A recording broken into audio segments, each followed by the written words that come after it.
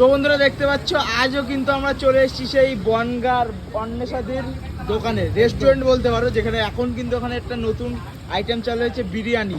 ওই কারণেই কিন্তু আমরা ওইটা পরে আসছি। এখন কি ভাজা হচ্ছে কি দিদি? এই যে পকোড়া এতক্ষণ তো পুরো বৃষ্টিটা ব্যাকটা পুরো নষ্ট করে আজকে মনটা খারাপ হয়ে গেল নাকি? সত্যিই তাই। অনেক মাছ টাইমটাই পুরো বৃষ্টি চলে আসে। মানে এই বর্ষাকালে এইটাই আছে প্রবলেম, তাই তো? সত্যিই তাই। কিছু করার নেই এখন। তো এখন একটু বৃষ্টি কমলো, তোমরাও তো মানে ভীষণ কষ্ট করে আমরা ভিজে ভিজে হাফ ভেজা করে এসেছি, সেটা আমরা চাঁদপাড়ার বৃষ্টিও খেলাম, বনগাঁর বৃষ্টিও এসে খেলাম। আমরা রাস্তায় দুবার দাঁড়িয়েছি। কি আর করা যাবে, সব মানিয়ে নিতে হবে, প্রকৃতির সঙ্গে সবই মানিয়ে নিতে হবে। যাক বন্ধুরা দেখো, এখন কিন্তু দিদি ভাজছে পকোড়া, স্পেশাল অন্বেষাদির হাতের কিন্তু পকোড়া। আর সেই ডিপ ফ্রাইতে পকোড়া ভাজা আছে, তাই না ভাই? দুবার কিন্তু ভাজা হয়, একবার না।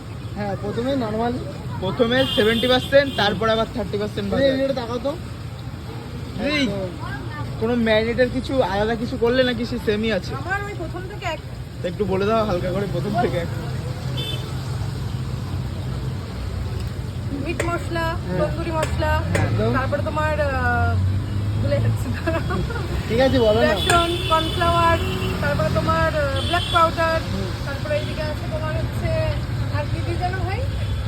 ডিম, আদা রসুন পেঁয়াজ, বেসন, তারপরে হ্যাঁ বেসন তো বললামই, তারপরে তোমার লঙ্কার গুঁড়ো, মরিচের গুঁড়ো। মরিচের, গোলমরিচের গুঁড়ো। ও আচ্ছা, ব্ল্যাক পাউডার বললাম না, ব্ল্যাক পেপার। দেখো বন্ধুরা, তুমি ইংলিশটা শুনতে পাওনি। যাই মানে চলো, এটা কিন্তু এখন ভাজা আছে, তাই না ভাই? একদম। তো ভাজতে থাকুক, চলো। বেটা বাসির লক্ষণ শেখে দাও, টাটা।